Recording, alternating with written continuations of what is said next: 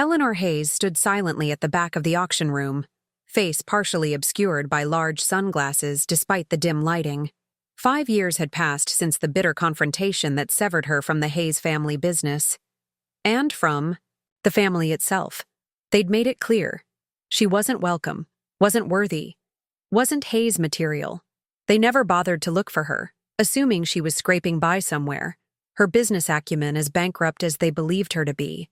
They didn't know about the quiet empire she'd built, the fortune amassed through patience and calculated risk. Would they recognize her now, as she raised her bidding paddle for the final time? Before we jump back in, tell us where you're tuning in from, and if this story touches you, make sure you're subscribed, because tomorrow I've saved something extra, special for you. 5 years earlier, the Hayes Enterprises headquarters buzzed with anticipation. The quarterly board meeting was minutes away, and Eleanor Hayes, clipboard in hand, paced the length of the conference room one final time. On the polished mahogany table, a dozen presentation folders waited, each containing her meticulously researched proposal. The family portrait on the wall seemed to watch her. 3 generations of Hayes' business acumen captured in oils and disapproving expressions. "You're going to wear a hole in that carpet," her younger sister Caroline said from the doorway, her smile sympathetic. At 28, Caroline was the peacemaker, the diplomat, the one who smoothed ruffled feathers. Eleanor, at 33, had never mastered that particular skill. "This proposal needs to work, Caro. The market's shifting, and if we don't pivot now..." "I know." Caroline straightened one of the folders. "But you know how they are about change." By they, she meant their father Thomas, CEO and chairman, and their older brother Richard, heir apparent and Eleanor's perpetual adversary. The boardroom doors opened, and Richard entered first, tall, imposing, impeccably dressed in a suit that cost more than most employees' monthly salaries. At 36, he carried himself with the absolute certainty of someone who had never doubted his place in the world. "Well, little sister," he said, eyeing the presentation materials, "I hope you've toned down the dramatics this quarter." Before Eleanor could respond, their father entered. Thomas Hayes, 65, still commanded every room he entered. His silver hair and penetrating gaze gave him the look of a distinguished statesman rather than the ruthless businessman he was. Behind him filed the other board members, old friends, older money, conservative to their bones. Eleanor took her seat, feeling the familiar weight of being the odd one out. She'd fought for her position as Chief Innovation Officer, a role created with reluctance after her MBA and successful stint at a rival firm. While Richard had been groomed since birth to take over, Eleanor had clawed her way to the table. "Let's begin," Thomas announced, skipping pleasantries. "Richard, update on the Richardson acquisition?" Eleanor barely listened as Richard detailed the company's latest conquest, another traditional manufacturing firm, another safe bet. Hayes Enterprises had built its fortune on stability, on the known quantity. Eleanor's proposal threatened that comfortable predictability. When her turn came, she stood with quiet determination. "The future of manufacturing isn't in acquiring more of the same," she began, distributing her folders. "It's in sustainable materials and adaptive technology." She outlined her vision, divesting from certain traditional sectors, investing heavily in eco-friendly innovations, partnering with tech startups. As she spoke, she watched the faces around the table harden. "What you're suggesting," her father interrupted, "would undo 40 years of business strategy." "That's precisely the point," Eleanor countered. "The market is changing. If we don't change with it..." Richard's laugh cut through her sentence. "Always the revolutionary." He turned to the board. "My sister has always had a flair for the dramatic. These green technologies are unproven, costly experiments. They're the future," Eleanor insisted. "I've run the projections." "Theoretical projections," Richard dismissed. Meanwhile, our traditional holdings increased 12% last quarter. The debate escalated, voices rising as Eleanor defended her research against increasingly hostile questions. She could feel her case slipping away, the tide of conservatism washing over her vision. Finally, Thomas raised his hand for silence. Eleanor, he said, his tone making her name sound like a disappointment. Hayes Enterprises was built on certainty, not speculation. Your proposals represent too great a departure from our core values. Our core values will bankrupt us in 10 years, she replied, the words escaping before she could temper them. A heavy silence fell. Thomas's expression hardened. I believe we've heard enough, he said. All in favor of continuing our current acquisition strategy as outlined by Richard. Every hand but Eleanor's and Caroline's rose. All opposed? 2 hands. Not enough. Never enough. As the meeting moved to other matters, Eleanor sat silent, a familiar hollowness expanding in her chest. The family photo on the wall seemed to mock her now. She was in it, but had never truly belonged. What no one at the table realized was that this time, something had broken for good. This time, Eleanor wouldn't try again next quarter with another carefully researched proposal. This time, the bridge had finally burned. The boardroom emptied quickly, suits and hushed conversations flowing toward the door like water finding the path of least resistance. Eleanor remained seated, gathering her rejected proposals with mechanical precision. She couldn't bear to leave them behind. Each page represented months of research, countless late nights, a vision no one else could see. Ellie. Caroline lingered. By the door, concern etched across her face. Don't take it personally. You know how they are. That's the problem, isn't it? Eleanor looked up, her voice steady despite the storm brewing inside her. I know exactly how they are, and they're never going to change. Caroline hesitated. Give it time, maybe next quarter. There won't be a next quarter, Caro. The words surprised Eleanor even as she spoke them, crystallizing a decision she hadn't consciously made until that moment. Before Caroline could respond, Richard appeared in the doorway, triumph barely concealed beneath a veneer of fraternal concern. Well, that was quite a performance, he said, entering and closing the door behind him. Though I'd suggest saving the doomsday predictions for your environmental activist friends. Eleanor continued gathering her papers, refusing to give him the satisfaction of a response. You know, Richard continued, leaning against the table, if you'd just accept that this isn't a democracy, things would go much more smoothly. Dad built this company on time-tested principles, not fashionable trends. Is that what innovation is to you? A fashionable trend? Eleanor finally looked up. The world is changing, Richard. Companies that don't adapt die. Spare me the lecture. His smile didn't reach his eyes.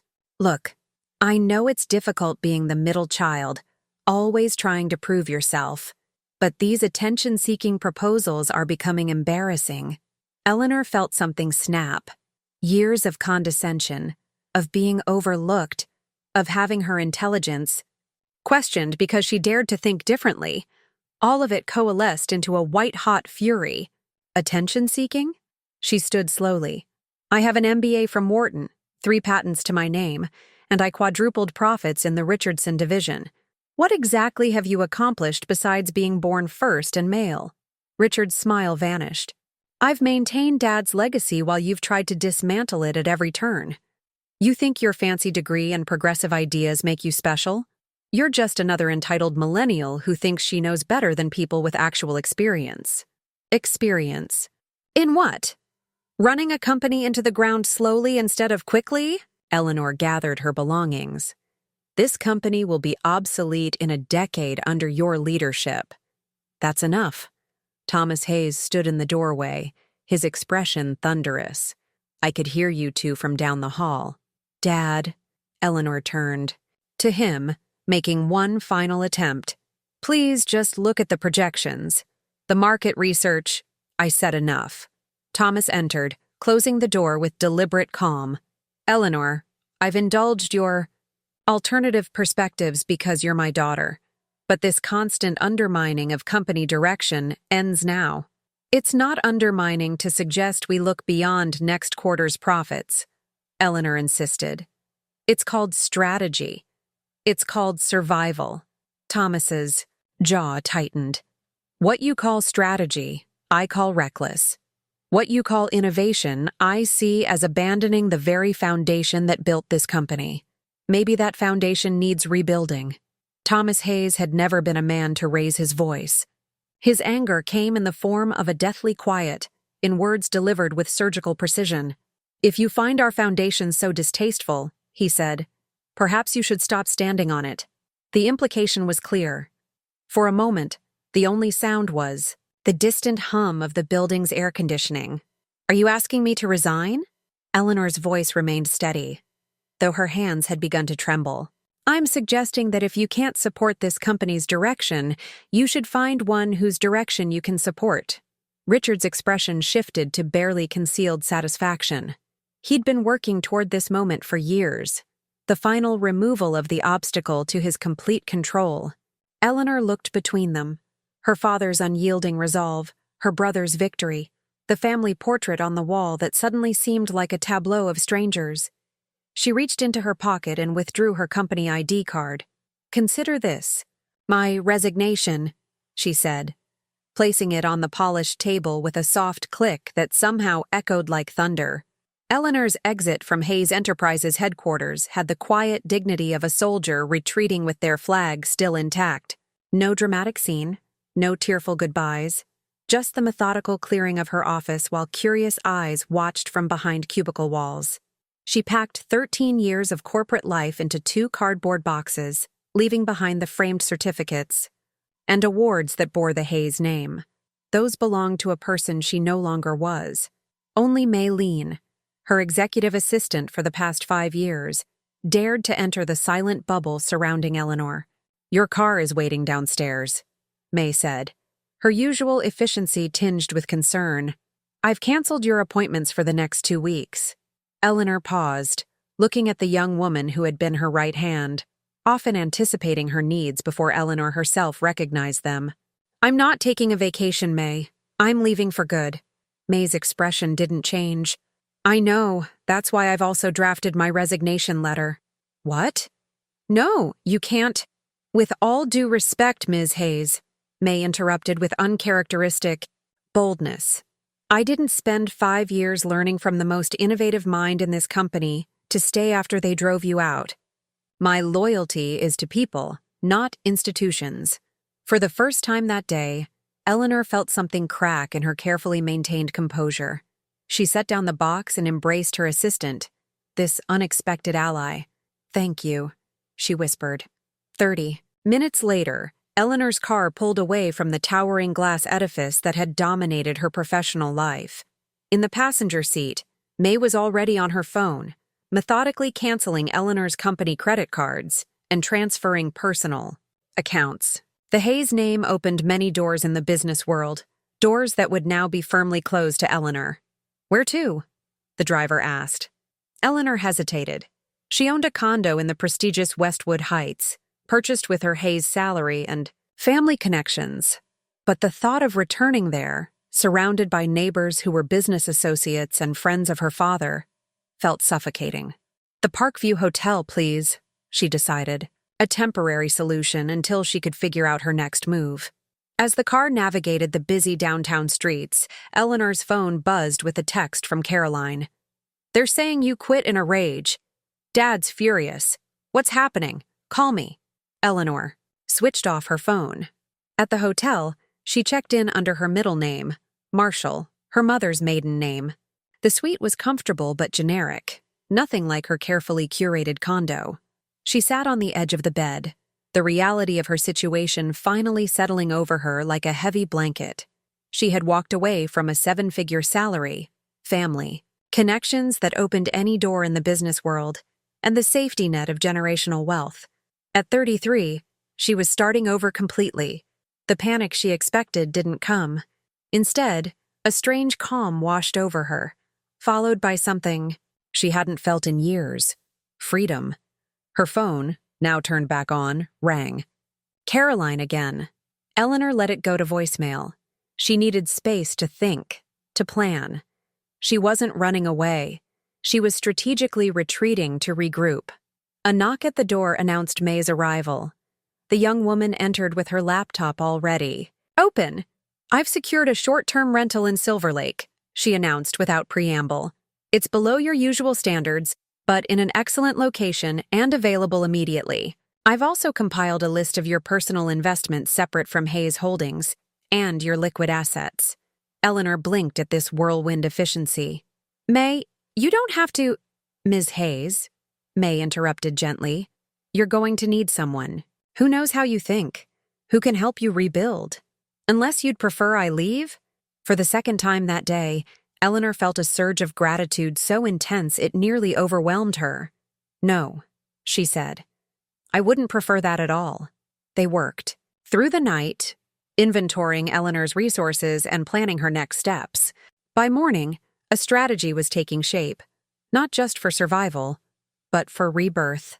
When dawn broke over the city, Eleanor stood at the window watching the sun illuminate the Hayes Enterprises building in the distance, its windows gleaming like cold fire.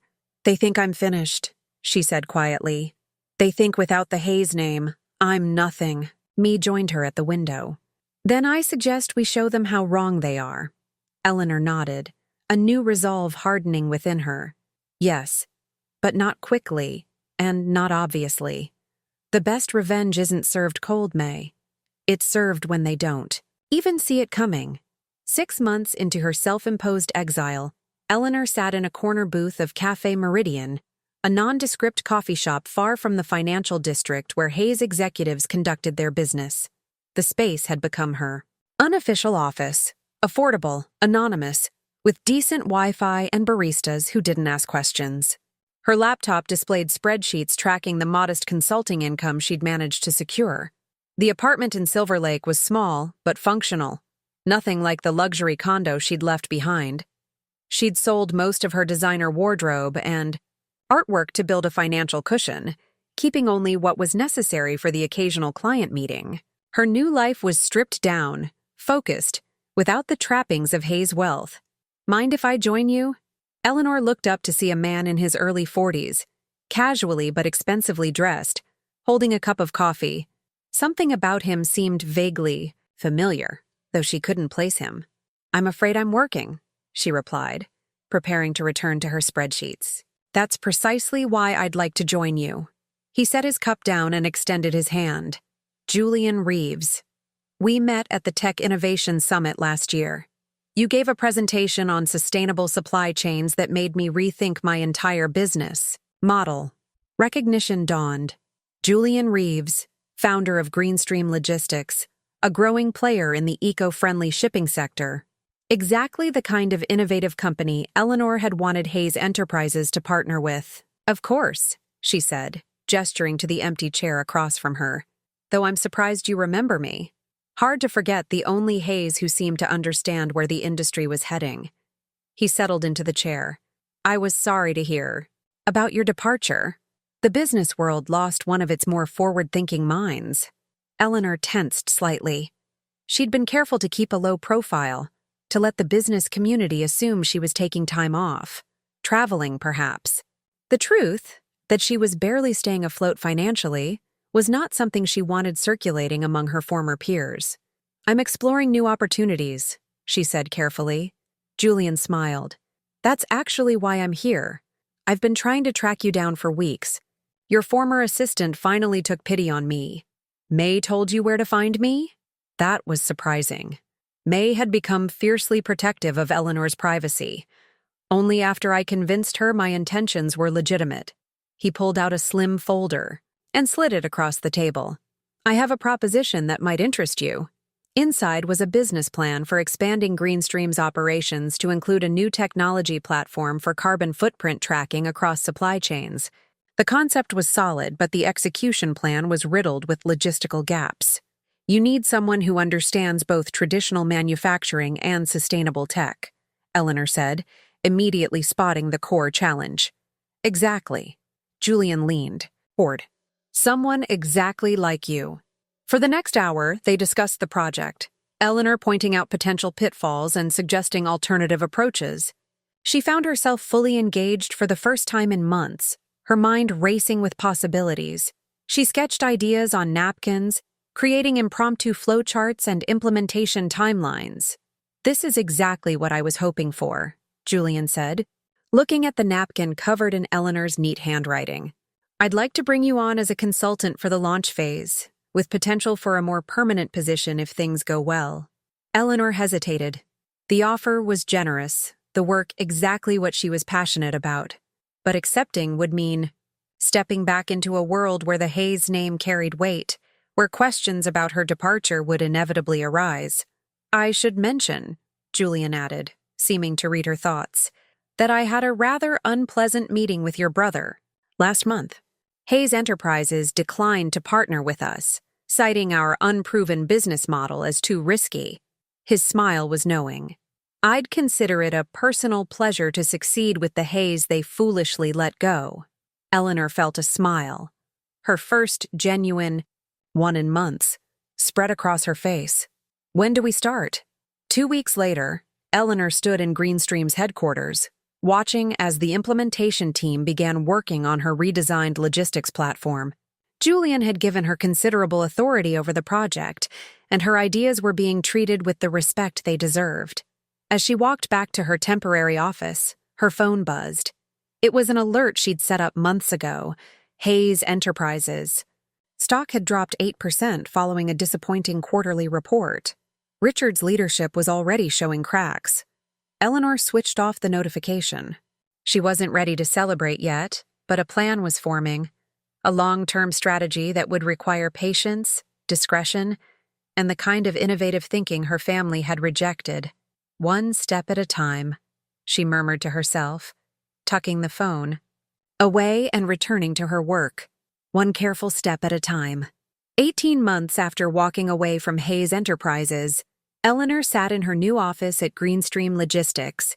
The space was modest compared to her former corner office, but it was hers, earned through results rather than birthright. The consulting role had evolved into a permanent position as Chief Strategy Officer, with an equity stake that grew more valuable each quarter as Greenstream expanded. A notification appeared on her computer screen. An email from May with the subject line, Hayes Quarterly Report, Public Filing.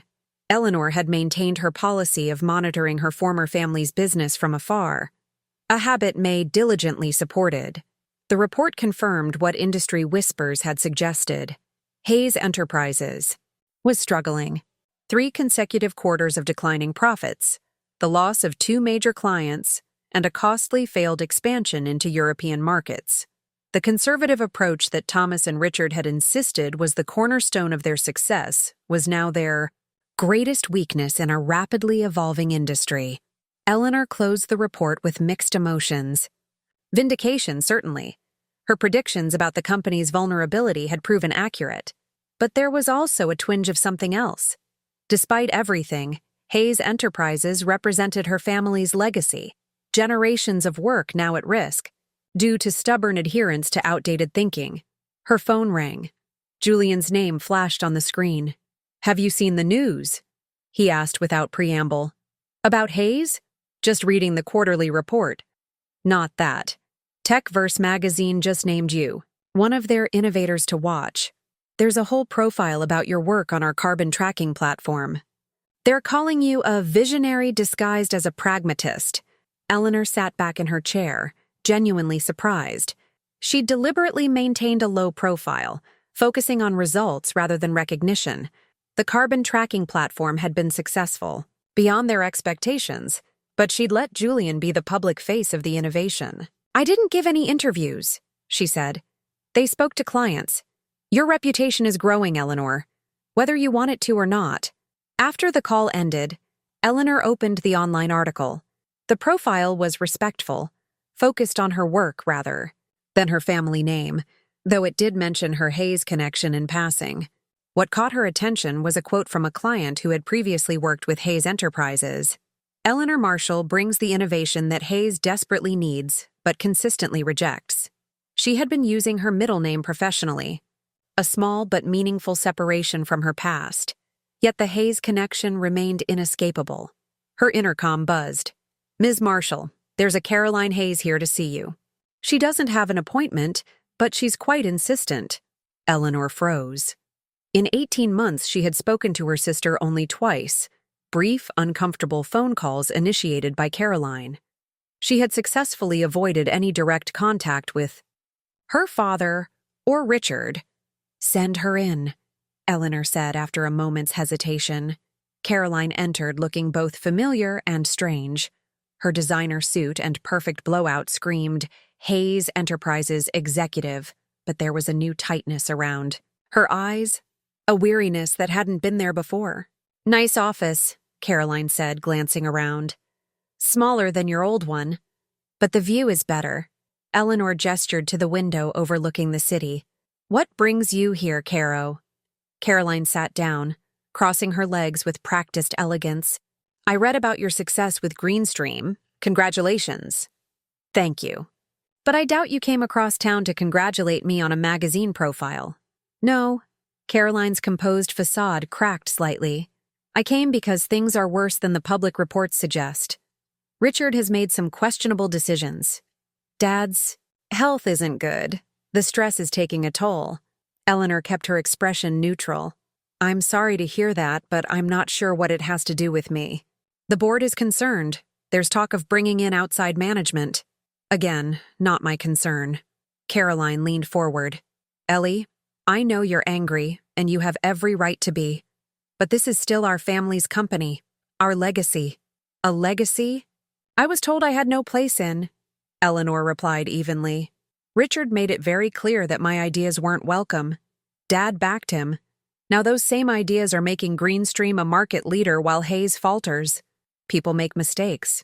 Caroline's voice softened. "Dad asks about you, you know. He keeps that article about your carbon platform in his desk drawer." Eleanor felt a familiar pain lance through her chest. She had spent months hardening herself against such sentimentality. "It's too late, Caro," she said quietly.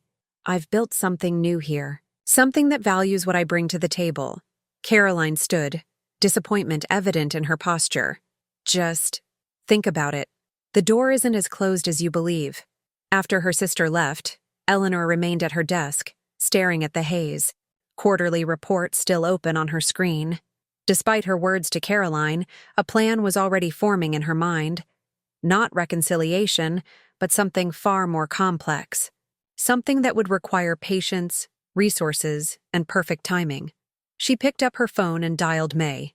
"I need you to set up a meeting with our investment team and find out everything you can about Hayes Enterprises' debt structure and major shareholders."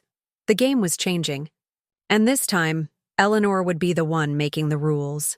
3 years after her departure from Hayes Enterprises, Eleanor sat in the sleek conference room of Phoenix Ventures, the investment firm she had founded 18 months earlier.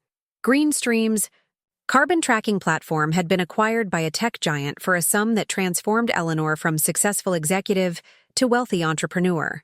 She had used that capital to establish Phoenix, focusing on sustainable technology and innovative manufacturing. Precisely the sectors Hayes Enterprises had refused to enter. May, now her chief operating officer, concluded her presentation to the investment committee. On the screen behind her, financial projections and market analyses painted a compelling picture of their latest acquisition target. "Thank you, May," Eleanor said, surveying the faces around the table. Her team was small, but formidable, experienced, professionals who had chosen to join her vision over more established firms. "Questions?" "Just one," said Vivian Chen, their legal counsel. "The target company's primary supplier is Hayes Manufacturing, a subsidiary of Hayes Enterprises. Given your history with Hayes, is this going to present a conflict?" A reasonable question. Eleanor had been transparent with her team about her background, though few knew the full extent of her long-term strategy. "No conflict," she replied, evenly. "Hayes Manufacturing is one of several suppliers, and will conduct a full supply chain review post-acquisition. No special treatment, positive or negative." The meeting concluded, and Eleanor returned to her private office. Unlike the ostentatiousness of Hayes Enterprises' executive floor, her space was modern and understated. The only personal touch was a small framed napkin on her desk, the one where she'd sketched her first logistics solution for Julian Reeves, the catalyst for her rebirth. Her secure tablet chimed with an alert. Eleanor entered her passcode to find a news report May had flagged. "Hayes Enterprises announces restructuring amid continued losses." The article detailed Hayes' third restructuring in 2 years. More layoffs, another failed attempt to modernize their product line, and rumors of internal conflict between Richard and the board. Hayes' stock had fallen 60% from its peak under Thomas's leadership. Eleanor closed the report and opened a secure folder labeled Project Homecoming. Inside were detailed analyses of Hayes Enterprises' financial position, market vulnerabilities, debt obligations, and shareholder sentiment. She had been systematically tracking the company's decline while carefully building Phoenix Ventures' resources and reputation. A knock at her door interrupted her review. "Come in." Julian Reeves entered with a smile. After the Greenstream acquisition, he had joined Phoenix as a senior advisor and had become one of Eleanor's most trusted confidants. "Congratulations on the Nextech deal," he said, taking a seat across from her. "Another strategic acquisition perfectly executed." "The team did excellent work," Eleanor acknowledged. Julian glanced at her tablet where the Hayes article was still visible. "Still monitoring the family business, I see." "Know your competitors," she replied with practiced neutrality. "Competitors?" Julian raised an eyebrow. "Eleanor, we both know Hayes isn't competing in our space. They're barely staying afloat in their own." Eleanor met his gaze steadily. Julian was too perceptive to be easily misdirected. "Hayes may not be competing with us now," she said carefully, "but their assets, their manufacturing capacity, their client relationships, those have value, regardless of current management's failures." Understanding dawned on Julian's face. "You're not just watching them struggle, you're waiting for the right moment to move in." Eleanor neither confirmed nor denied this, but her silence was answer enough. "That's ambitious," he said finally. "And personal. Business is always personal, Julian. Anyone who tells you otherwise is lying or naive." He studied her for a moment. "The board will have questions. Hayes might be undervalued, but an acquisition of that size would still require significant capital." "I'm aware." Eleanor turned her tablet screen toward him, revealing financial projections and funding scenarios she had developed privately. "I've been preparing for this possibility for 3 years." Julian reviewed the figures, his expression shifting from skepticism to grudging admiration. "This could work, but the timing would need to be perfect." "It will be." Eleanor's confidence wasn't bravado, but the result of meticulous planning. Hayes is approaching a breaking point. Their debt is coming due, their innovation pipeline is empty, and shareholder confidence is at an all-time low. "And your family? Have you considered the personal implications?" Eleanor had asked herself that question countless times. The answer was complex and layered, wrapped in emotions she preferred not to examine too closely. "This isn't about revenge, if that's what you're asking," she said, though the statement wasn't entirely true. "It's about salvaging a legacy and proving a point." "Those aren't mutually exclusive," Julian observed. Eleanor allowed herself a small smile. "No, they're not." Later that evening, alone in her apartment, no longer the small Silver Lake rental, but a spacious downtown loft, Eleanor reviewed the latest intelligence on Hayes Enterprises. Their primary creditor was showing signs of impatience. Board members were privately expressing concerns about Richard's leadership. And most significantly, Thomas Hayes had reduced his day-to-day involvement due to health concerns. The pieces were falling into place. Patient strategies, carefully cultivated resources, and the steady erosion of Hayes Enterprises' position were creating the perfect opportunity. Eleanor had rebuilt herself from scratch while watching her family's empire crumble under the weight of the very conservatism they had championed. Now it was almost time to reveal the phoenix that had risen from those ashes. The news Eleanor had been anticipating for nearly 5 years arrived on a Tuesday morning. May placed the financial bulletin on her desk without comment. Hayes Enterprises creditors force liquidation. Company assets to be auctioned. Eleanor read the details with a calm that belied the significance of the moment. After years of decline, missed debt payments, and failed turnaround attempts, Hayes Enterprises had finally collapsed under the weight of its own inflexibility. The company's assets, manufacturing facilities, intellectual property, client contracts would be auctioned, to satisfy creditors. It's happening faster than projected, May observed, taking a seat across from Eleanor. Their last attempt to secure bridge financing must have failed. Richard always did overestimate his persuasive abilities, Eleanor replied, setting the bulletin aside. What's our position? May opened her tablet. We've secured the funding commitments as planned. Our financial diligence is complete. The auction is scheduled for 3 weeks from today. 3 weeks. After 5 years of patience and preparation, Eleanor had just 21 days to finalize her strategy for reclaiming what was once her birthright. And the family? She asked, the question as casual as she could make it. May's expression softened, slightly. Your father has been hospitalized. Stress and heart concerns, according to our sources. Richard is desperately seeking last-minute investors. Caroline has been appointed interim CFO. Eleanor absorbed this information with a complicated mixture of emotions.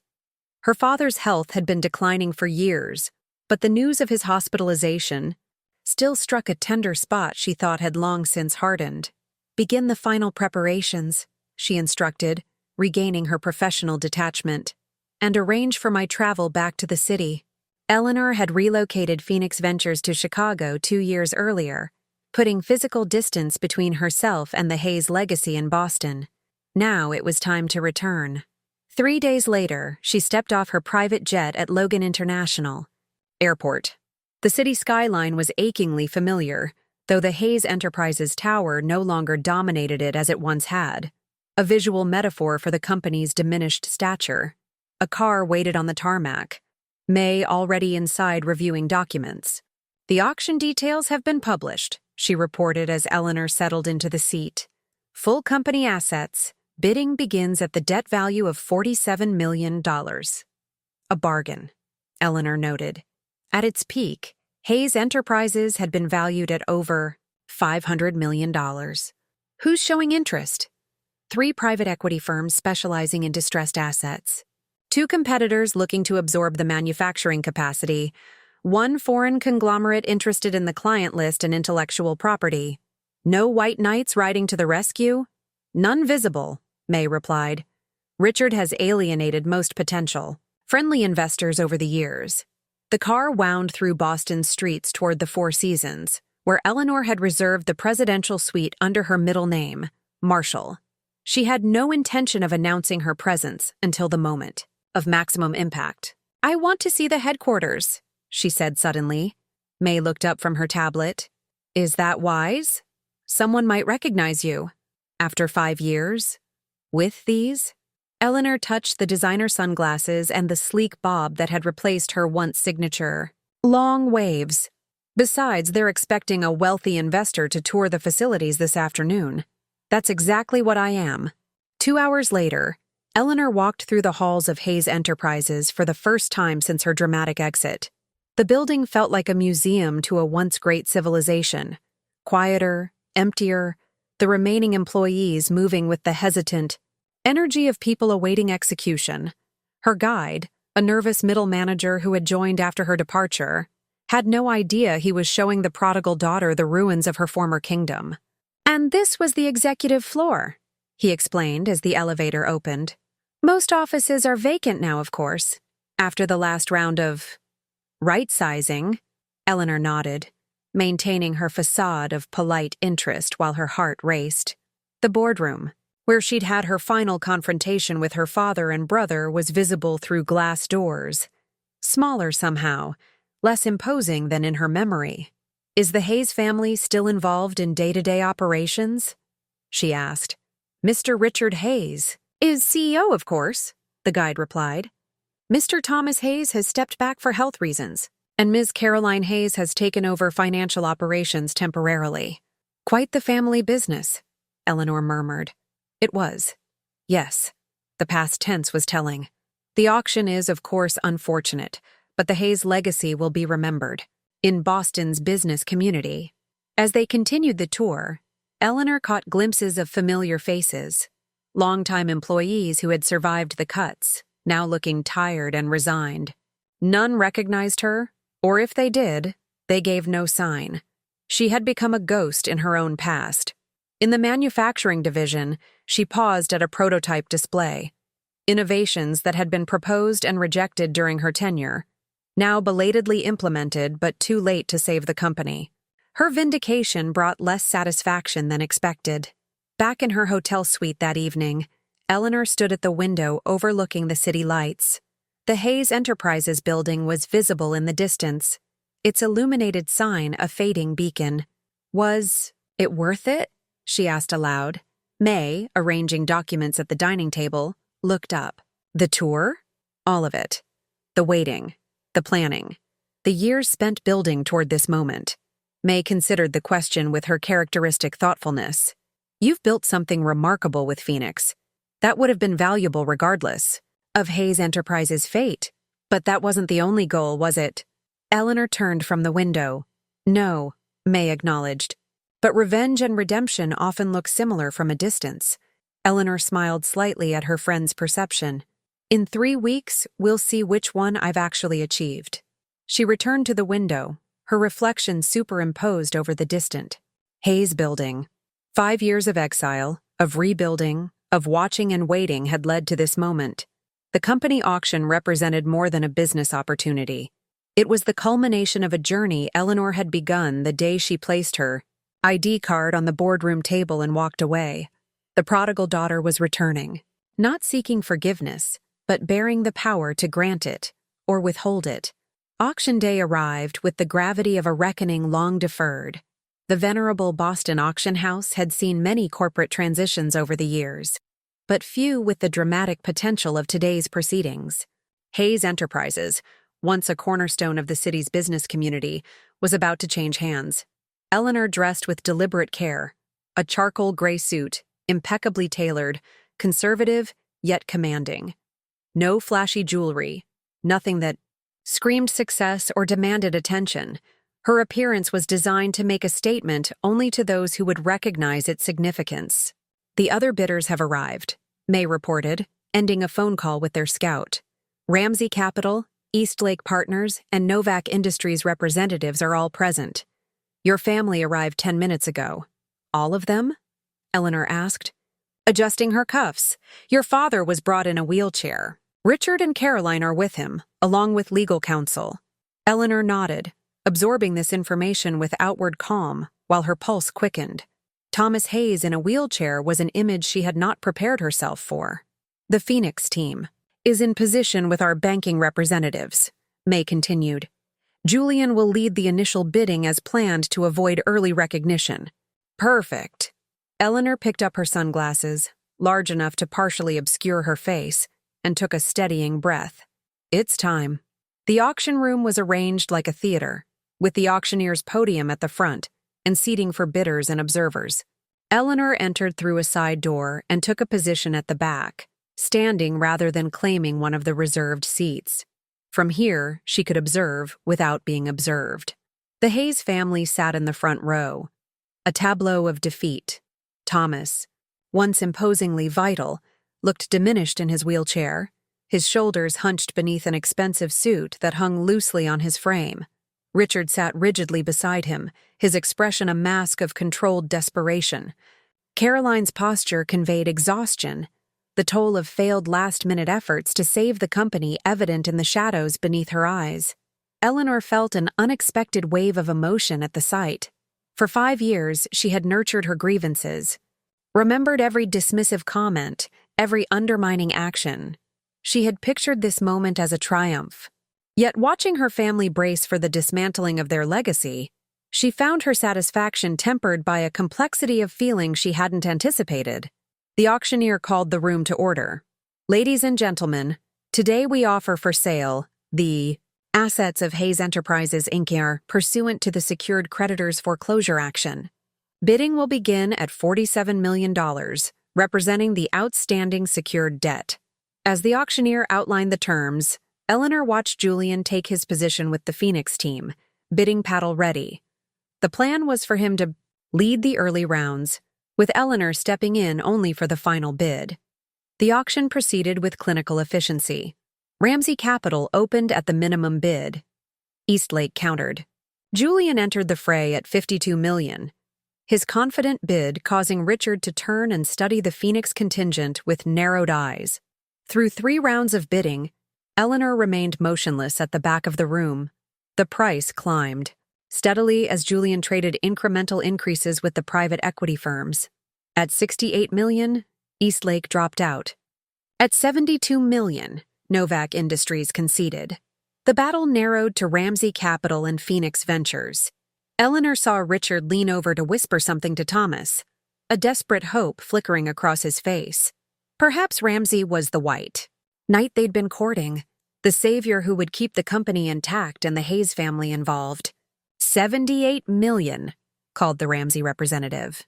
Julian glanced toward the back of the room, the subtle signal they had arranged. Eleanor nodded once and began making her way forward, heels clicking deliberately on the hardwood floor. $85 million, Julian announced, his voice carrying clearly. Richard's shoulders slumped visibly. The Ramsey representative consulted his phone, then shook his head slightly. Going once at $85 million, the auctioneer intoned. Eleanor reached the Phoenix team and took the bidding paddle from Julian's hand. Going twice at $85 million. She removed her sunglasses, tucking them into her jacket pocket with unhurried precision. Sold to Phoenix Ventures for $85 million, the auctioneer declared, bringing down his gavel with a crack that echoed through the suddenly silent room. It was at that moment that Caroline happened to look back, perhaps searching for the victor who had claimed her family's company. Her eyes widened in shock, her lips parting with an audible gasp that caused Richard to turn as well. No, he whispered, the single syllable carrying in the quiet room. Thomas, noticing his children's reaction, laboriously turned his wheelchair to see what had caused their distress. Eleanor stood perfectly still, meeting their collective gaze with the composed dignity she had cultivated over 5 years of exile and rebuilding. The moment stretched, charged with recognition and disbelief. "Hello, family," she said, her voice steady and clear. "It's been a while." Richard's face contorted with a mixture of shock and fury. Caroline's hand flew to her mouth, and Thomas, her father, her former idol, her first adversary, simply stared, his weathered face a canvas of conflicting emotions. In that suspended moment, as the auction room erupted into confused murmurs around them, Eleanor experienced neither the triumphant satisfaction nor the vindictive pleasure she had occasionally allowed herself to imagine. Instead, she felt something unexpected. The simple, weighty power of reclamation. She had taken back what was hers, not just a company, but the right to define her own legacy. The prodigal daughter had returned, and she had brought the receipts. The aftermath of the auction unfolded like a carefully choreographed dance of power and restraint. Eleanor signed the preliminary acquisition documents with steady hands, while her family watched in stunned silence from across the room. Business journalists who had come to document the fall of Hayes Enterprises now scrambled to understand the unexpected twist. The prodigal daughter returning to claim her birthright through conquest rather than reconciliation. The transfer meeting will take place tomorrow at 9, Eleanor informed the creditor's representative. My team will require full access to all systems and facilities effective immediately. Her voice betrayed no emotion, no hint of the significance this moment held. Beyond its business implications, only May, standing beside her with tablet in hand, could see the slight tremor in Eleanor's fingers as she passed the signed documents back. "Ms. Hayes," the representative began. "Ms. Marshall," Eleanor corrected him smoothly. "I use my middle name professionally." Across the room, Richard's face darkened at this small but pointed rejection of the family name. He started forward, only to be restrained by Caroline's hand on his arm and a sharp whisper in his ear.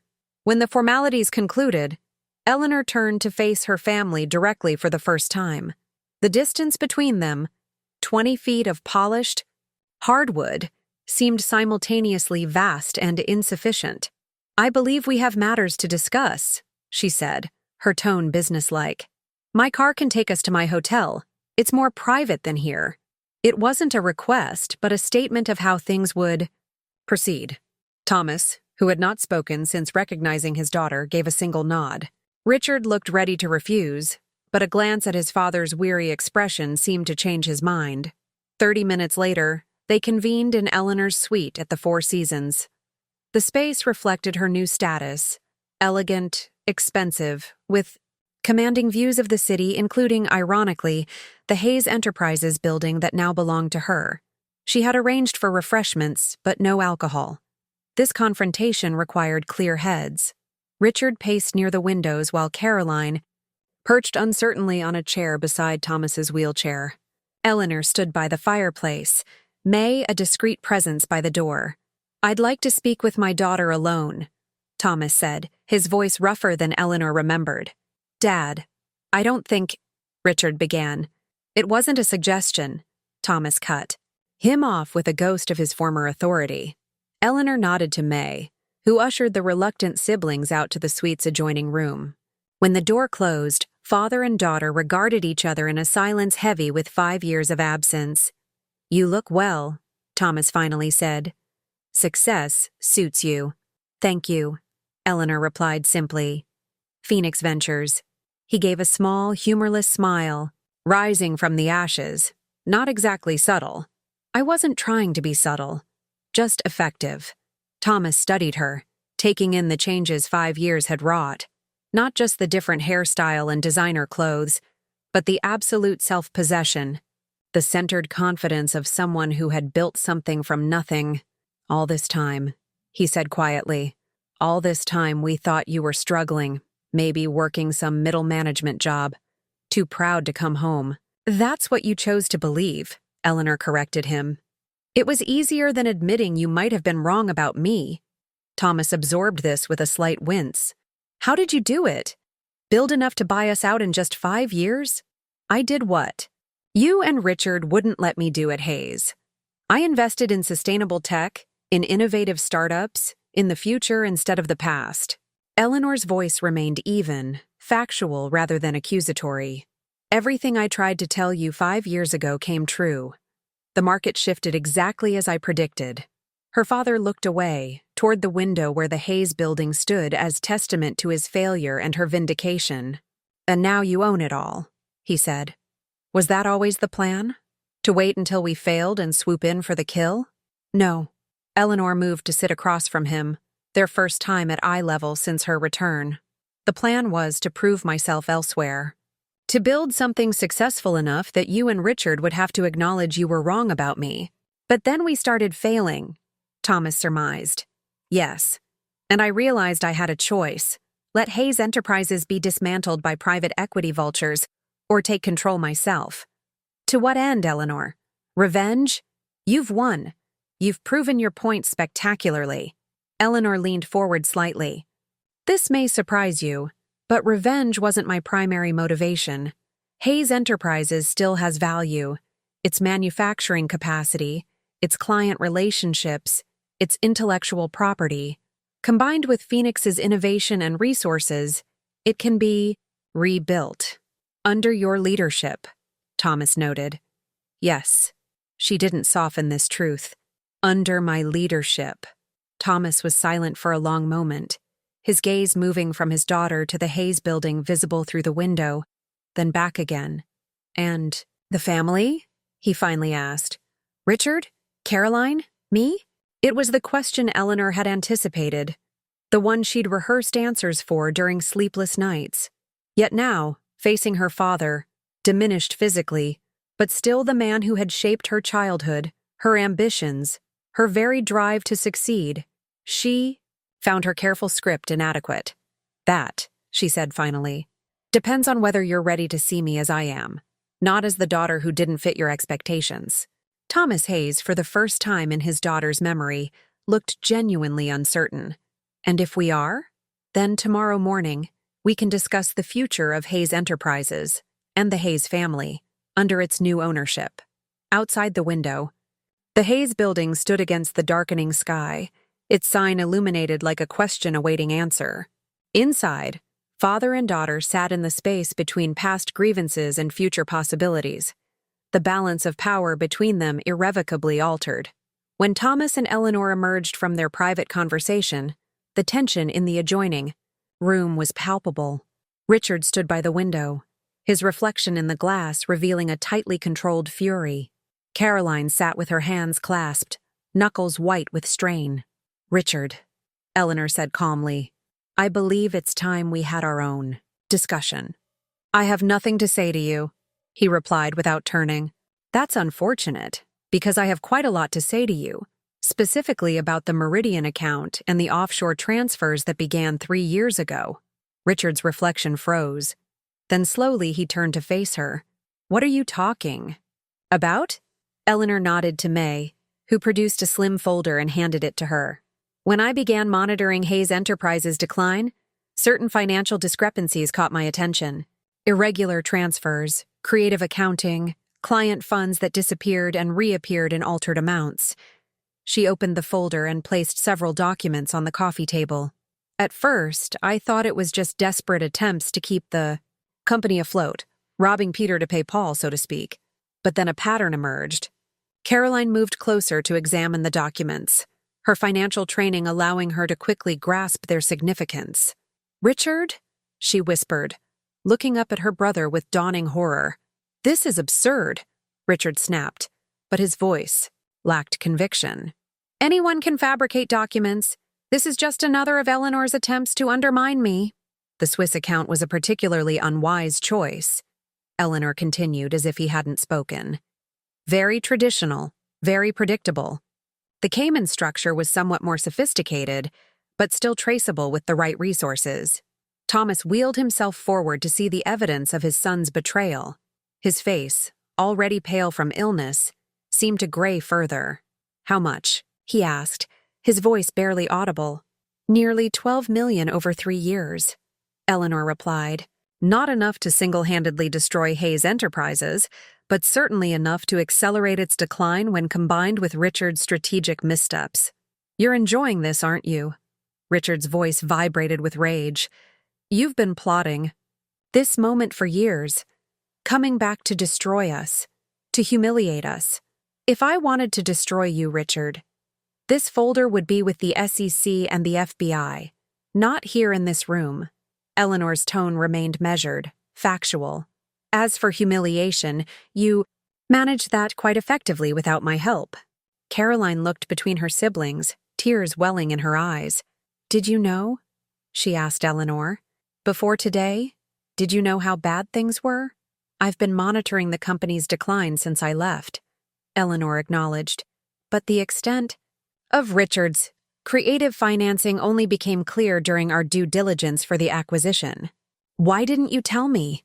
Caroline turned to Richard, her voice breaking. "I'm the CFO now. I could have helped, found some way to fix it." "There was nothing to fix," Richard shouted, his composure finally shattering. "The company was failing. Dad was sick. Every financial institution in Boston had turned us down. What was I supposed to do?"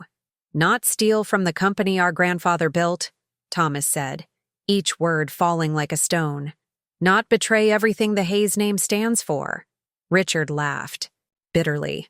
"The Hayes name. That's all you ever cared about, isn't it? The precious legacy. Well, look around you. The legacy is gone.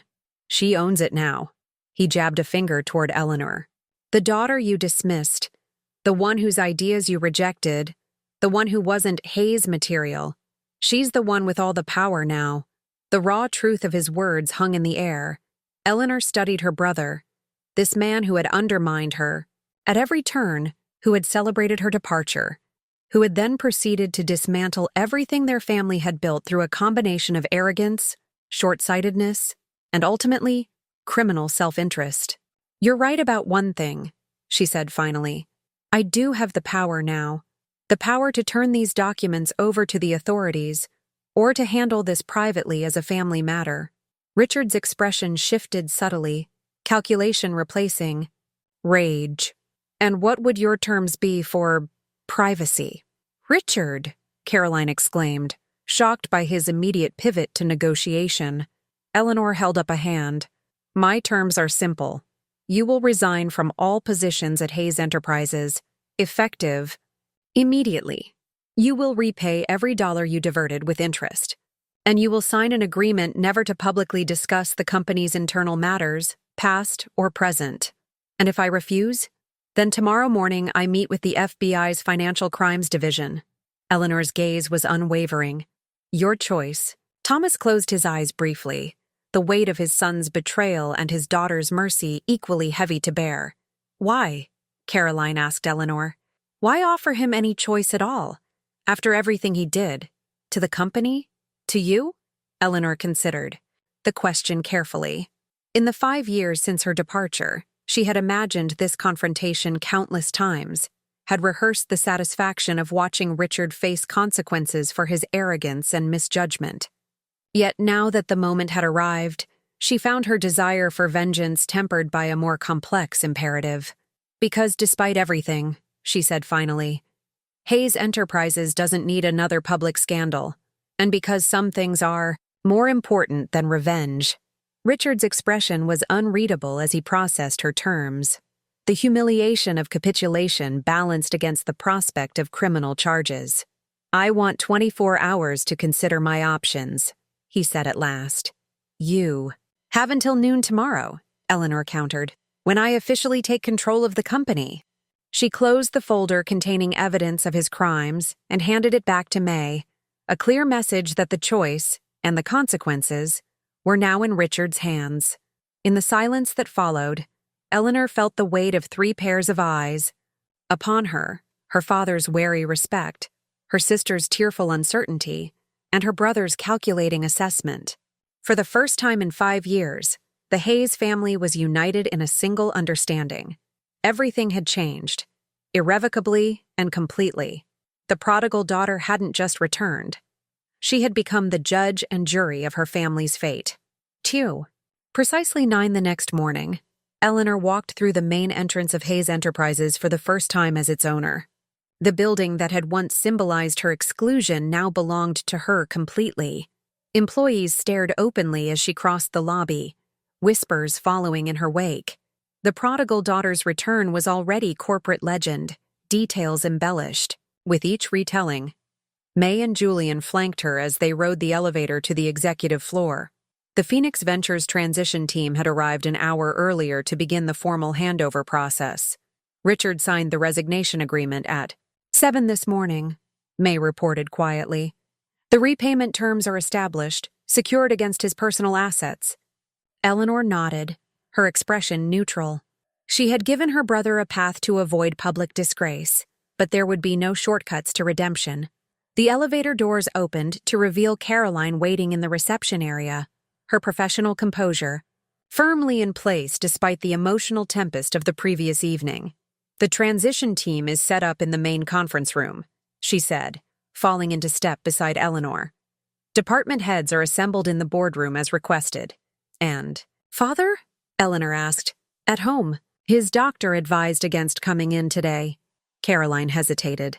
He asked me to tell you he's available when you're ready to discuss his role, if any, going forward.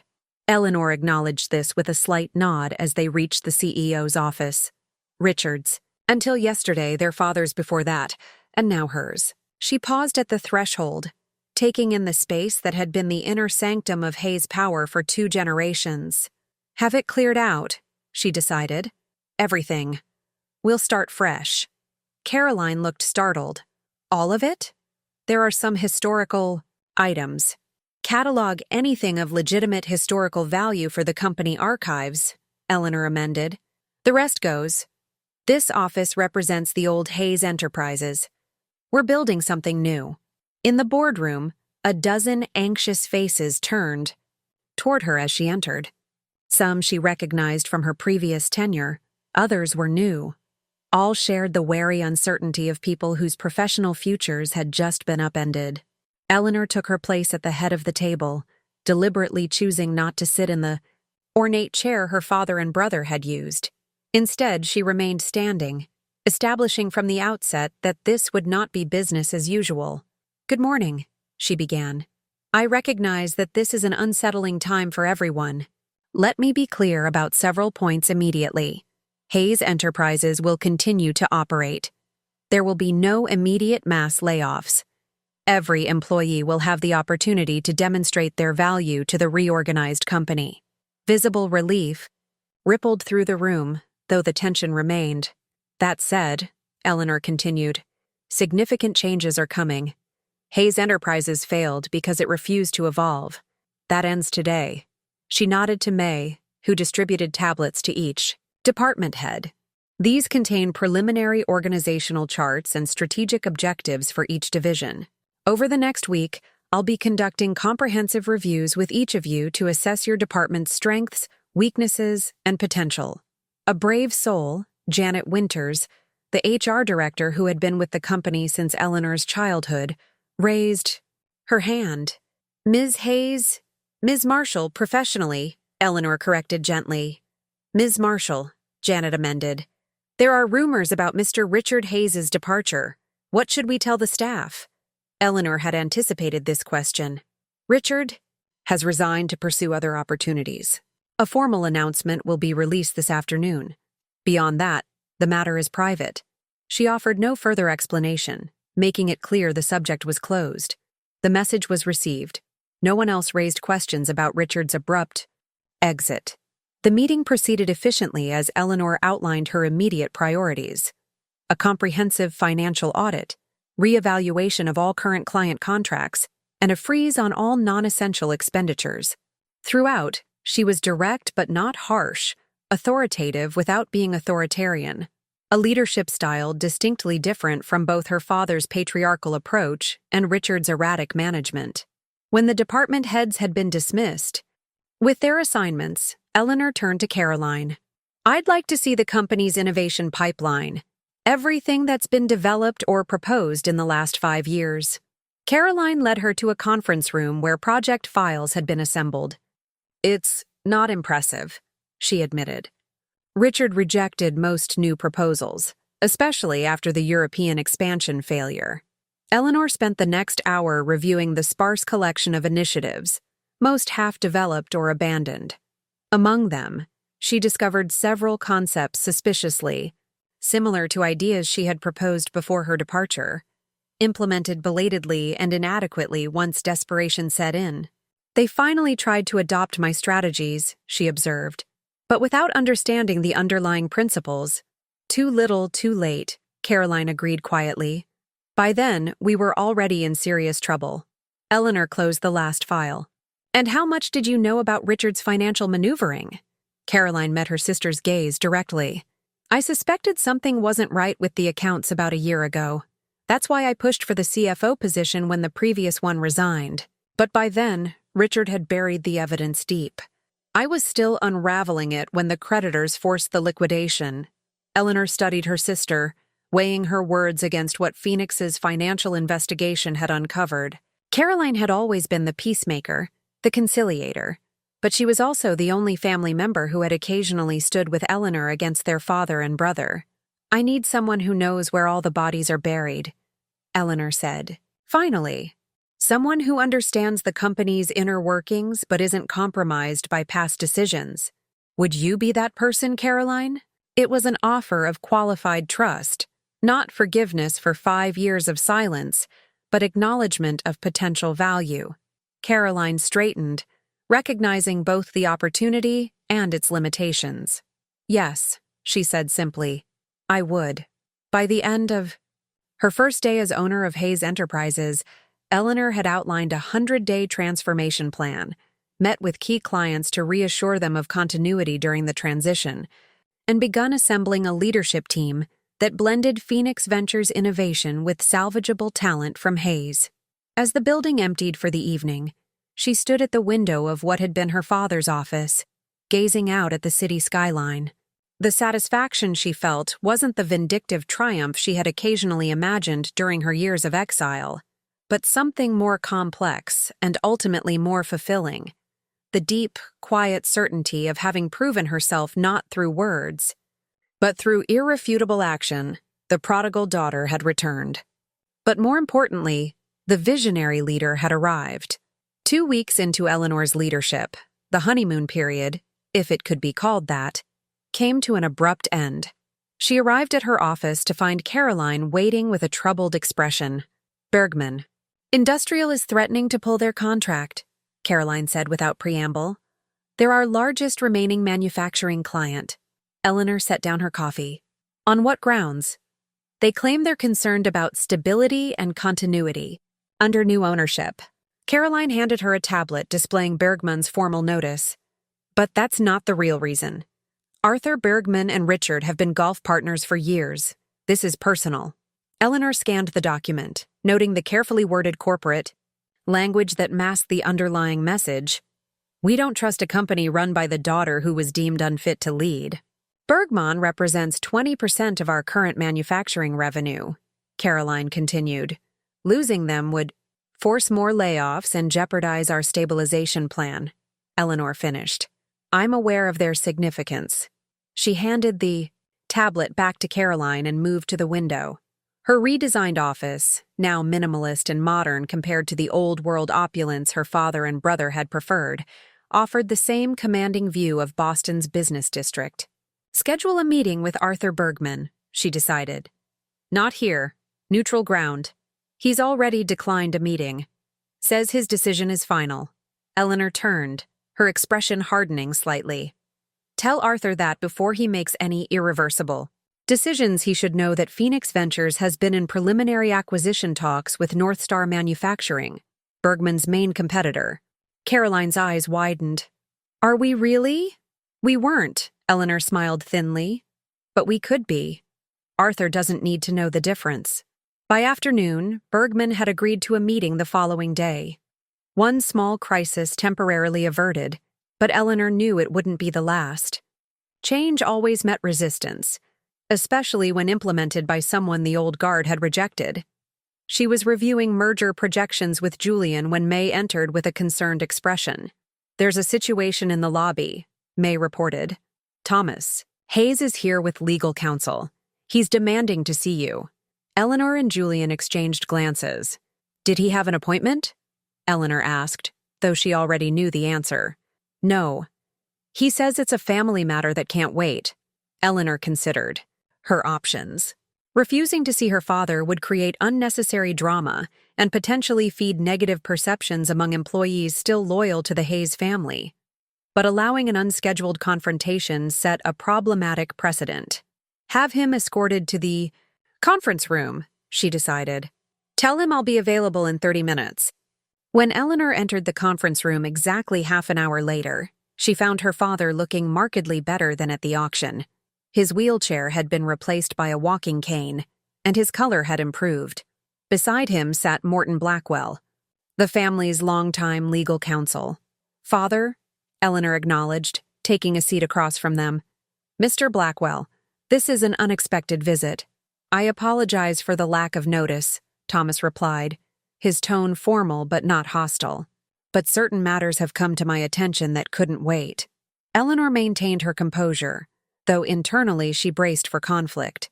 I'm listening. Blackwell cleared his throat and placed a document on the table. It has come to our attention that you've initiated a comprehensive rebranding of Hayes Enterprises, including a potential name change to Phoenix Hayes, or simply Phoenix Industries. That's correct, Eleanor confirmed. The Hayes brand has been compromised by recent failures and financial improprieties. A partial or complete rebranding is standard practice in corporate turnarounds.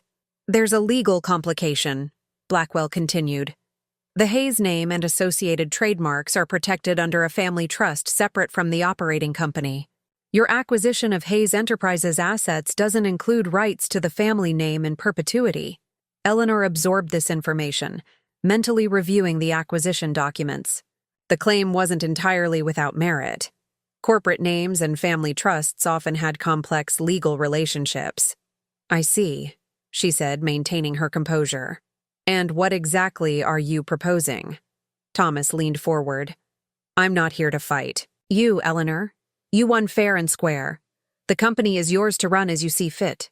But? Eleanor prompted, sensing the qualification coming. But the Hayes name, your name regardless of whether you choose to use it professionally, represents 5 generations of business history.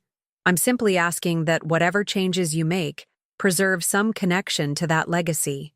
Eleanor studied her father, trying to discern his true motivation. Was this a genuine concern for family heritage, or a last attempt to maintain some control over the company he'd lost? "I'm surprised, Father," she said carefully. "5 years ago, you made it quite clear that I wasn't Hayes material. Now you're concerned about me maintaining the family name?" Thomas winced slightly at having his words quoted back to him. "People say things in anger they don't necessarily mean," he replied quietly. "And sometimes it takes losing everything to recognize what truly matters." The admission, as close to an apology as Thomas Hayes had likely ever offered anyone, hung in the air between them. Eleanor felt the weight of history, of complex family bonds that remained despite betrayal and absence. "I'll have our legal team review the trust documents," she said finally. "If your claim has merit, I'm open to discussing reasonable accommodations regarding the Hayes name and legacy." Relief visibly washed over Thomas's face. "Thank you. That's all I'm asking." As they rose to leave, Thomas hesitated, then said, "Richard signed over his trust fund to cover the financial discrepancies. He's left Boston." Eleanor nodded, accepting this information without comment. Her brother's departure was not unexpected, though she felt a complicated mix of emotions at this final severing of family ties. "And you, Father, what are your plans?" Thomas glanced around the conference room, at the company that had been the center of his life for decades. "That depends," he said quietly, "on whether there's any place for an old man who was wrong about his daughter." The question hung between them. Not a demand, not even really a request, but an opening. An acknowledgement that in the new order Eleanor had created, any role for Thomas Hayes would exist solely at her discretion. Eleanor met her father's gaze directly. "I haven't decided yet." The call came at 2:17 a.m., 3 weeks after Eleanor's takeover of Hayes Enterprises.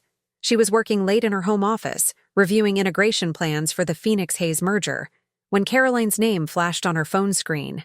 "Eleanor? It's Dad. He's had a heart attack. We're at Massachusetts. General."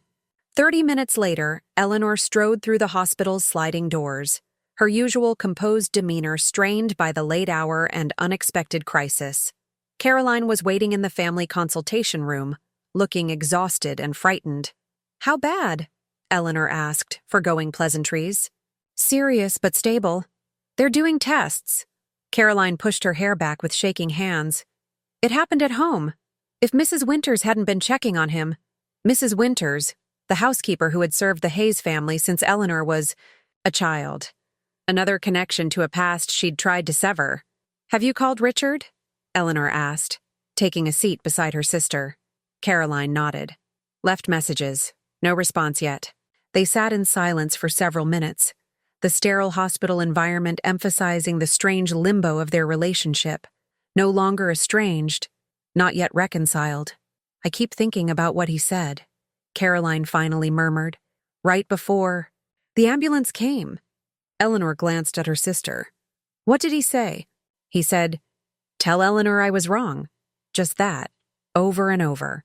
Caroline's voice cracked slightly. "I think he was afraid he wouldn't get to tell you himself."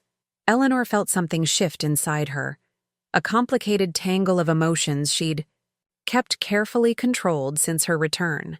The anger and vindication that had fueled her for 5 years suddenly seemed hollow in the face of mortality. A doctor appeared in the doorway, clipboard in hand. "Ms. Hayes, your father is stable. The next few hours are critical, but he's responding well to treatment." "Can we see him?" Caroline asked. "Briefly. He's sedated but somewhat conscious." The hospital room was dim and quiet, medical equipment creating a steady background of beeps and hums. Thomas Hayes, once an imposing figure of patriarchal authority, looked diminished against the white sheets, his face pale beneath the oxygen mask. Eleanor hesitated at the threshold while Caroline moved immediately to their father's bedside, taking his hand. For 5 years, Eleanor had imagined confrontations with her father, fantasized about forcing him to acknowledge her success, to admit he'd been wrong to dismiss her vision. Now, faced with his vulnerability, those imagined triumphs seemed petty and insignificant. Thomas's eyes fluttered open, focusing first on Caroline, then shifting to Eleanor in the doorway. Recognition flickered across his face, followed by something that might have been relief. He lifted a weak hand, beckoning her closer. Reluctantly, Eleanor approached the opposite side of the bed. Her father fumbled to remove his oxygen mask despite Caroline's protests. "Eleanor," he rasped, his voice barely audible. "You came." "Of course I came," she replied, surprised to find she meant it. "Need to tell you?" He struggled for breath. "I was wrong. About everything." Eleanor felt a tightness in her throat. "We can discuss this when you're stronger." He shook his head weakly. No, now, was too proud, too stubborn. Each word seemed to cost him considerable effort. "You were right. About the company, about the future." The admission, delivered not from a position of strength but from one of absolute vulnerability, struck Eleanor more powerfully than any business victory. "The company doesn't matter right now," she found herself saying. "Just focus on getting better." Thomas's hand found hers, his grip surprisingly strong. "Proud of you," he whispered. "What you built, on your own." The words Eleanor had longed to hear for years, delivered now in circumstances she never would have chosen. She felt tears threatening and blinked them back, unwilling to surrender to emotion in this sterile room that smelled of antiseptic and mortality.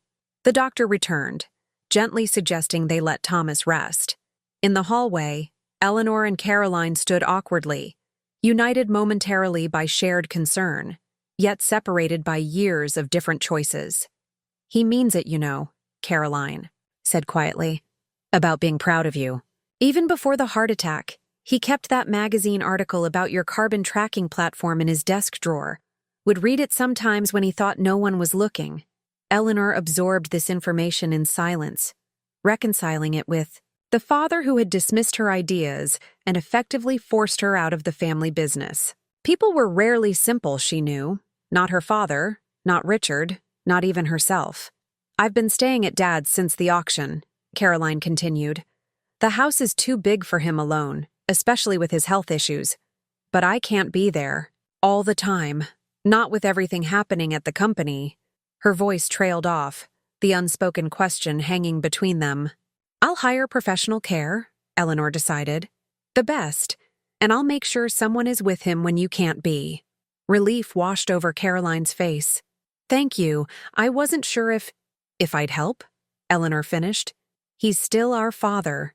The simple statement acknowledged complex truths, that family bonds remained even when stretched to breaking, that anger and love could coexist, that the business conflicts that had defined their relationship for years were not the whole story.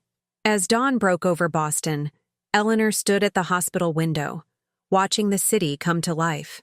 The Hayes Enterprises building was visible in the distance, its signs still illuminated despite the gathering daylight.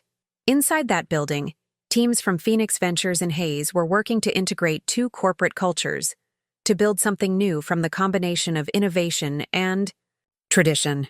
Behind her, Thomas slept, his condition upgraded to stable. Caroline had gone to call Richard again, hoping their brother would set aside his pride and return for their father's sake. Eleanor touched the window glass, cool against her fingertips. The triumph she had imagined for so long, proving her father wrong, taking control of the company that had rejected her, felt different in execution than in anticipation. More complicated, less satisfying in some ways, more meaningful in others. The prodigal daughter had returned not just to claim her birthright, but to discover that some inheritances transcended business assets and corporate control. 6 months after the auction, Eleanor stood on the manufacturing floor of what was now officially Phoenix Hayes Industries. The compromise on the company name had been one of several olive branches she'd extended in the wake of her father's heart attack, symbolic gestures that acknowledged the Hayes legacy while firmly establishing her vision for the future. The factory hummed with activity, workers moving purposefully between stations where the company's new line of sustainable manufacturing components was taking shape. This facility, once slated for closure under Richard's leadership, was now the showcase for Eleanor's integrated approach. Traditional Hayes manufacturing expertise combined with Phoenix's innovative materials and carbon-neutral processes. Impressive, said a voice behind her.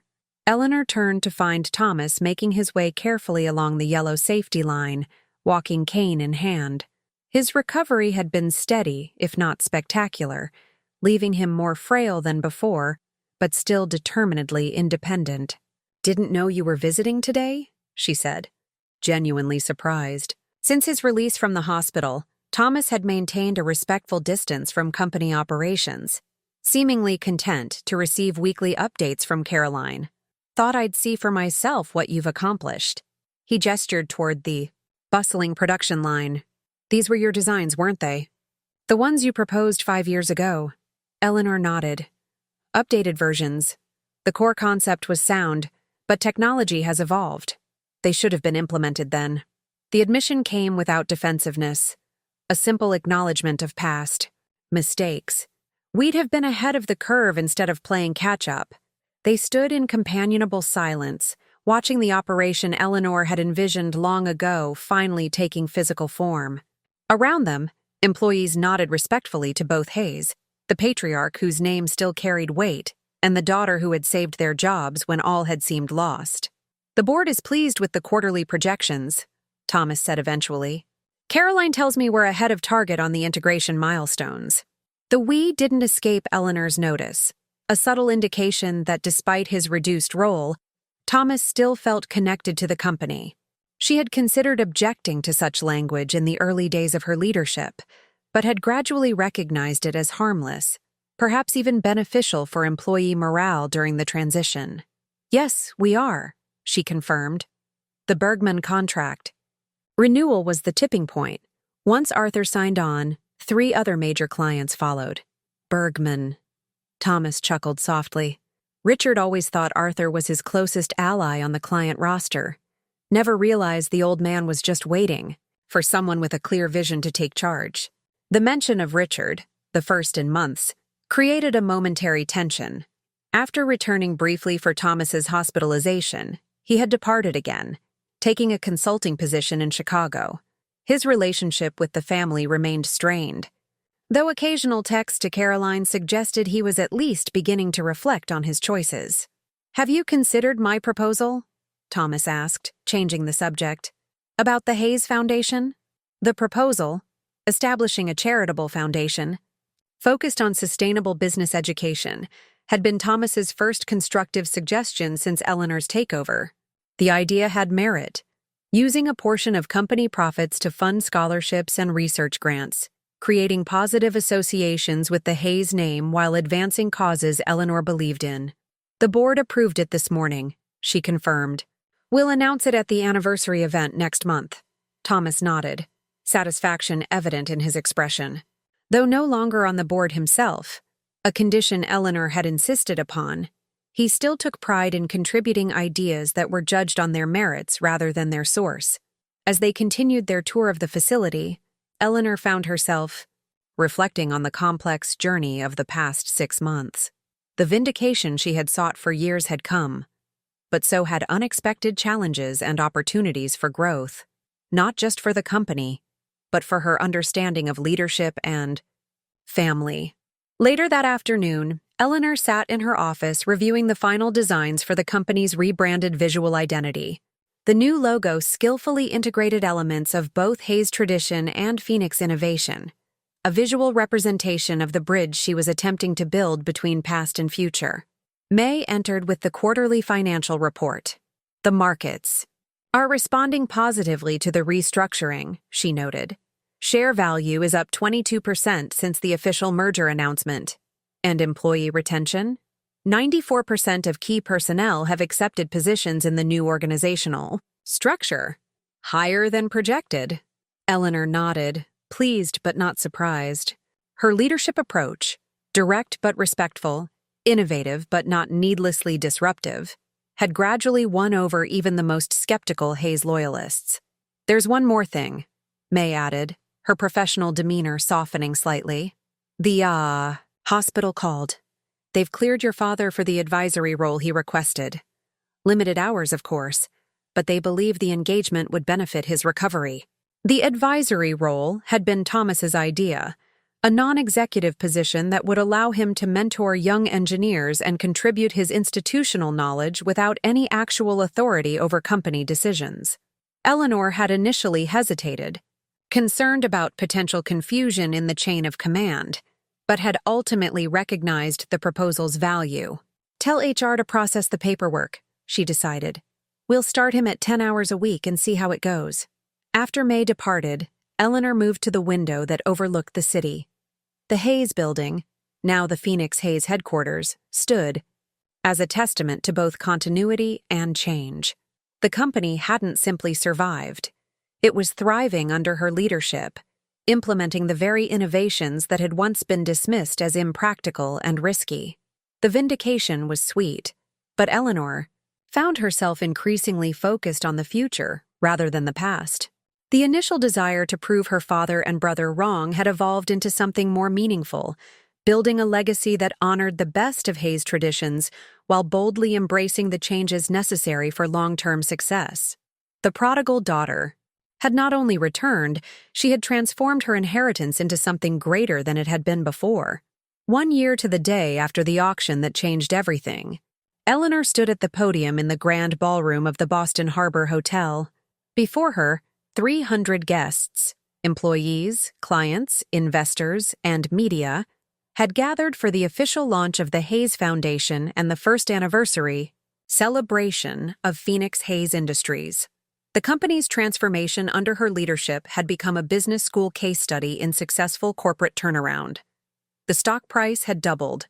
3 major competitors had attempted to poach. Her executive team, the sustainable manufacturing components developed under her direction, were now industry standard setters.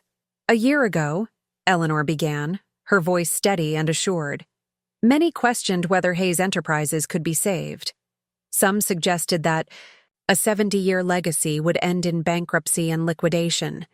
She paused, surveying the audience where familiar faces reflected back the journey of the past 12 months. Caroline sat in the front row, her position as chief financial officer now fully earned through performance rather than family connection. Beside her, Thomas watched his daughter with undisguised pride, a far cry from the disappointment he had, once barely concealed. "The easy narrative would be one of rescue and redemption," Eleanor continued, "the prodigal daughter returning to save the family business. But the truth is more complex and, I believe, more valuable." In the back of the room, Eleanor spotted Julian and May, her most trusted advisors, the ones who had believed in her vision when it was merely an idea sketched on a coffee shop napkin. Phoenix Hayes Industries isn't simply a renamed version of what came before. It's an entirely new entity built from the integration of tradition and innovation, experience, and fresh perspective. We honor our history not by preserving it in amber, but by using it as a foundation for growth and evolution. As she spoke, screens around the ballroom displayed images of the company's transformation, the revitalized manufacturing facilities, the new sustainable product lines, the diverse leadership team that combined Hayes veterans with Phoenix innovators. Today, we announce the establishment of the Hayes Foundation for Sustainable Business Leadership, a commitment to fostering the next generation of leaders who understand that profitability and responsibility are not opposing forces, but complementary imperatives. The foundation had been Thomas's suggestion, but Eleanor had expanded its scope, ensuring that it would support diverse voices and perspectives in business education.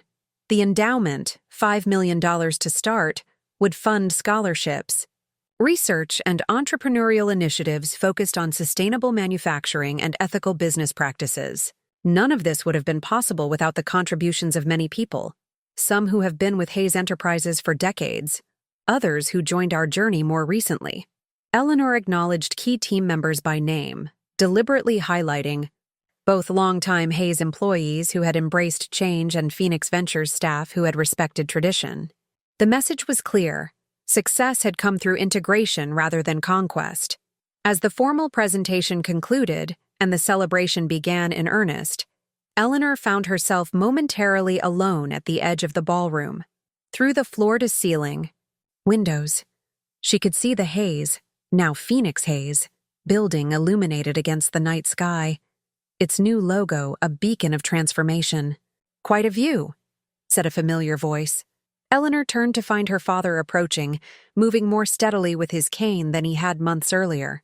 "The doctor says I'm exceeding recovery expectations," Thomas said, noting her glance at his improved mobility.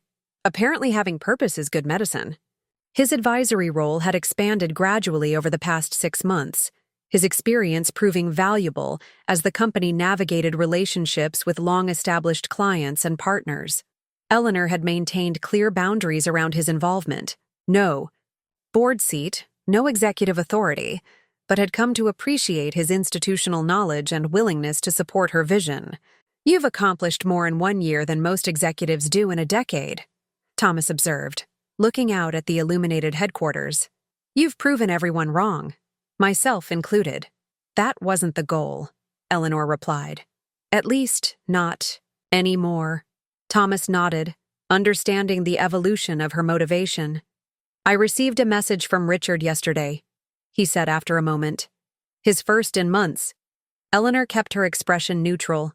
Her brother's name was rarely mentioned in family or business discussions, his absence a complicated wound that had neither fully healed nor festered. "He's been following the company news," Thomas continued. "Says he's impressed with what you've built." Coming from Richard, even this grudging acknowledgement represented significant growth. Eleanor allowed herself a small smile. "Is he planning to visit?" "Not yet, but he didn't rule it out for the future." Thomas turned to face his daughter directly. "He has a longer road to travel than I did." The simple admission that Thomas had needed to change as much as the company had reflected how far their relationship had evolved. "Eleanor?" Caroline called from across the room, approaching with a distinguished older man in tow. "The governor wants to congratulate you personally on the foundation announcement." As Eleanor turned to greet the politician, she caught a glimpse of herself reflected in the ballroom's mirrored wall. Confident, composed, commanding respect not through family name, but through demonstrated leadership. The image was light years from the angry, wounded woman who had walked away from Hayes Enterprises 5 years earlier, vowing to prove her worth. She had proven it, beyond any doubt. But somewhere along the way, the need for vindication had been replaced by something more substantial, the satisfaction of creating something valuable and lasting. The prodigal daughter had not only returned home, she had rebuilt the home itself, making it stronger and more vibrant than before. The journey had come full circle, but the circle had expanded beyond what anyone could have imagined on that fateful day at the auction house 1 year ago. Eleanor's story resonates with so many of you because it touches on universal experiences, being underestimated, facing rejection from those whose approval we seek most, and the complicated journey of proving your worth while healing old wounds. Since sharing this story, my inbox has been flooded with your own experiences of family business dynamics and personal redemption. Margaret from Denver wrote, "After 20 years working in my father's construction company, I was passed over for leadership in favor of my younger brother who had half my experience. Your story gave me courage to start my own firm. 3 years later, I'm his biggest competitor. And, surprisingly, our relationship has actually improved now that I'm not fighting for recognition within his company. This pattern appears frequently in your messages. How separation often precedes reconciliation. How genuine respect can only be earned when we chart our own path." Eleanor didn't set out to buy her family's company. She set out to prove her own vision was viable. The opportunity to reclaim Hayes Enterprises came only after she'd built something valuable on her own terms. James from Seattle shared, "My family ridiculed my interest in sustainable agriculture while running their traditional farming operation into the ground. When the bank foreclosed, I was able to purchase a portion of the land and implement the very methods they'd dismissed. The irony wasn't lost on anyone, but what surprised me was how the success helped heal our relationship rather than widening the divide." This touches on perhaps the most counterintuitive aspect of Eleanor's journey, how her ultimate triumph didn't end in the revenge fantasy she occasionally indulged during her years of exile, but instead created the foundation for a different kind of family relationship. Real vindication rarely looks like what we imagine in our darkest moments.